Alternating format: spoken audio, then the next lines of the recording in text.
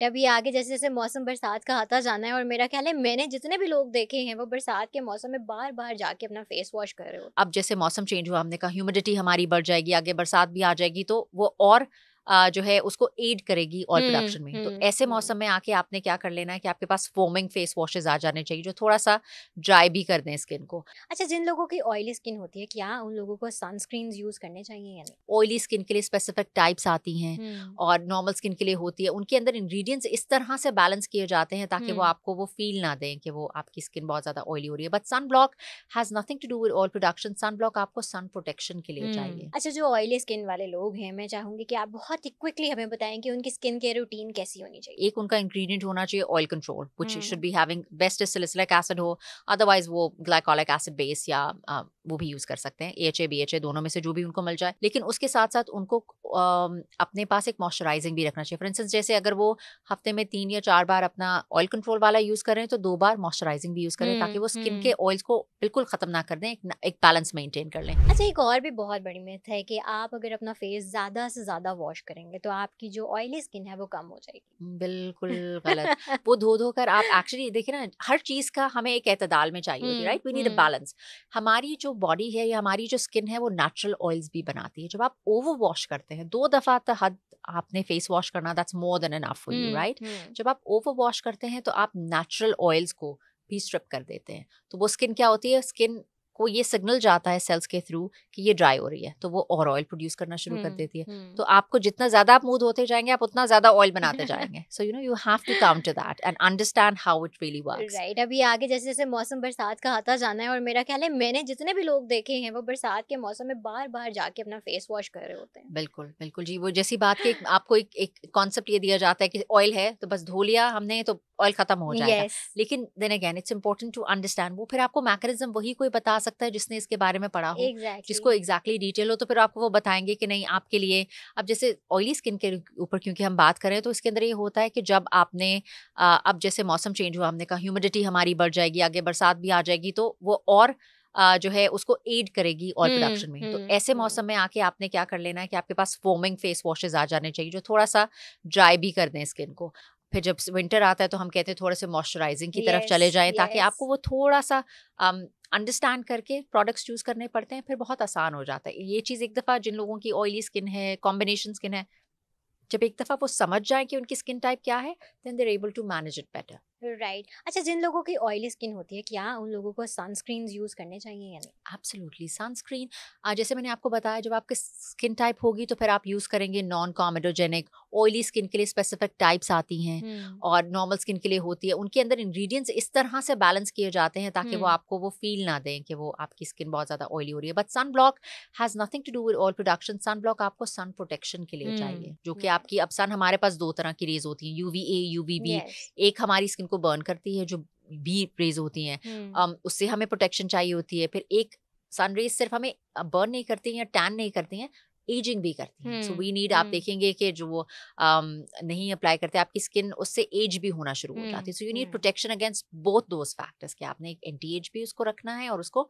Pigment या उसको tanning से भी प्रोटेक्ट रखना है। सो राइट। सन ब्लॉक का जो है मकसद ही फ़र्क है, वो आपने ओमिट नहीं करना। जैसे हमने कहा कि मॉइस्चराइज़र, बहुत सारे लोग सोचते हैं कि गर्मियों में जिनकी ऑयली स्किन है, they hmm, don't need a moisturiser because hmm, there is hmm. Already so much oil on the skin, right? Yes. But that's also not true. Hmm, they need a moisturiser, लेकिन जो light mineral based moisturiser हो, water based moisturisers आ जाते हैं ऐसी skins के लिए। Specifically जो ऑयली स्किन होती है वो बहुत इमल्सिफाई, वो ऑयल बेस्ड नहीं होते, वो थोड़े वाटर बेस्ड होते हैं, which are very light for the skin hmm. And they are very important कि वो लोग जो ऑयली स्किन के साथ हैं वो भी वो मॉइस्चराइज़र यूज़ करें। राइट, इसीलिए कहा जाता है कि अपने डर्मेटोलॉजिस्ट से पूछ के, या आप जो भी प्रोडक्ट यूज़ करें उनसे पूछ के ही किया करें। एब्सोल्युटली जी। अच्छा, कॉमन मिस्टेक्स की तरफ हम आते हैं। बहुत सारे लोग बहुत सी गलतियाँ भी कर जाते हैं जिनकी ऑयली स्किन होती है। जैसे अभी हमने कुछ मिथ्स की बात की है। जी, जी। आप भी डर्मेटोलॉजिस्ट हैं, आपके पास डेली बेसिस पे पेशेंट्स आते होंगे, तो कौन-कौन सी गलतियाँ हैं जो पेशेंट्स अपनी स्किन के साथ कर जाते हैं, जिसके बाद आप अपना सर पकड़ के बैठ जाती हैं? एक तो जी ओवर ड्राई कर लेंगे, उनको हुँ, लगता है कि हमें क्योंकि इस स्किन को ओवर ड्राई करना है, ज़्यादा दफ़ा आपने जो फेस वॉश है आपका एक्नी, जिसके अंदर आपके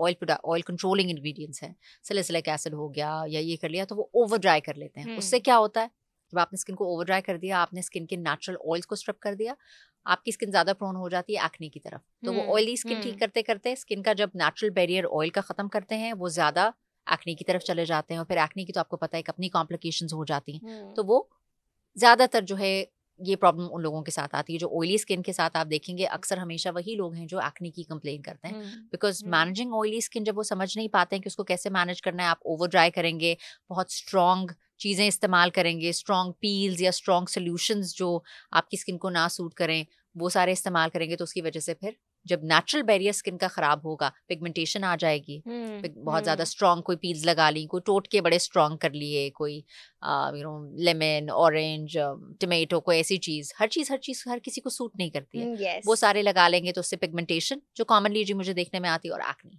ये दोनों चीज़ें। राइट। सो अगर हम इसके ट्रीटमेंट की बात करें तो ट्रीटमेंट किस तरह से इसका किया जा सकता है? ऑयल के लिए जी अगर हम इन क्लिनिक बात करें, तो जैसे हमने इससे पहले होम रेमेडीज शेयर कर दी कि आप यू कैन यूज दैट। जो इन क्लिनिक ट्रीटमेंट है अब, क्योंकि काफ़ी एडवांसमेंट्स आ गए हैं, तो हम एक कार्बन लेजर है, आपने सुना होगा carbon peel, it's called yes, Hollywood peel, yes. China doll. वो भी यही करता है, वो एक पील होती है, वो ज़रा ऑयल को ऑब्जॉर्ब कर लेती है, तो टेम्परेरली आपको रिलीफ मिल जाता है। एक मंथ के बाद आप उसे नॉर्मली रिपीट करते हैं। फिर इसी तरह से एक मीजो बोटॉक्स एक चीज़ है। Botox when injected into the skin, it has the capacity कि वो सेबेशियस ग्लैंड्स में सीबम की प्रोडक्शन को कंट्रोल कर देता है। तो देन अगेन वहाँ पे भी हमें ये थोड़ी सी रिलीफ मिल जाती है। तो इन क्लिनिक हमारे पास सब कुछ इस तरह की ट्रीटमेंट्स हैं, जहाँ पे जिन लोगों को बहुत ज़्यादा इशू हो ऑयल का, या जिनको फिर एक्ने की तरफ जा रहे हो, तो हम उनको रिलीफ दे सकते हैं। राइट। सो इन ट्रीटमेंट्स के बाद हम कितने टाइम तक अपने ऑयल को कंट्रोल रख सकते हैं? एज आई सेड जी, फेशियल्स तो हम मंथली बेसिस पे पेशेंट को रेकमेंड करते हैं वो रिपीट कर लें। जो ट्रीटमेंट है, जैसे हमने मीजो बोटॉक्स है ये कहा, तो वो 3 to 4 मंथ्स के बाद रिपीट करते हैं। राइट। अच्छा, जो ऑयली स्किन वाले लोग हैं, मैं चाहूंगी कि आप बहुत ही क्विकली हमें बताएं कि उनकी स्किन केयर रूटीन कैसी होनी चाहिए। एक तो जी उनके पास अपना जो फेस वॉश वो यूज़ करें वो ऐसा होना चाहिए, और उनको कॉम्बिनेशन यूज़ करना चाहिए। एक उनका इंग्रेडिएंट होना चाहिए oil control, which should be having, best is salicylic acid हो, अदरवाइज वो ग्लाइकोलिक एसिड बेस या वो भी यूज़ कर सकते हैं, AHA BHA दोनों में से जो भी उनको मिल जाए। लेकिन उसके साथ साथ उनको अपने पास एक मॉइस्चराइजिंग भी रखना चाहिए। फॉर इंस्टेंस, जैसे अगर वो हफ्ते में 3 या 4 बार अपना ऑयल कंट्रोल वाला यूज़ करें, तो 2 बार मॉइस्चराइजिंग भी यूज़ करें, ताकि वो स्किन के ऑयल्स को बिल्कुल ख़त्म ना कर दें, एक बैलेंस मेंटेन कर लें। Second is a light moisturizer, because the skin is, if they know that the skin is already oily, तो एक लाइट मॉइस्चराइजर हो। और इसी तरह से जो सनब्लॉक वो इस्तेमाल करें वो भी नॉन कॉमेडोजेनिक, और जो ऑयल कंट्रोल वाली होती है वो हो। ये तीनों चारों चीज़ें वो रेगुलरली इस्तेमाल करेंगे। और फिर जैसे हमारे पास इस तरह से आ जाते हैं कि ग्लाइकोलिक कुछ पील पैड्स भी होते हैं फॉर वीकली यूजेस, वो फिर हम उनको रेकमेंड कर देते हैं कि आप वंस अ वीक इससे अपनी स्किन को क्लेंस कर लें, तो वो भी बहुत कंट्रोल ऑयल प्रोडक्शन को उनकी कंट्रोल करने में काफ़ी मदद देते हैं। राइट। सो ये थी एक skin care routine oily skin वालों के लिए, जो आपने आप बहुत अच्छी तरह एक्सप्लेन की है।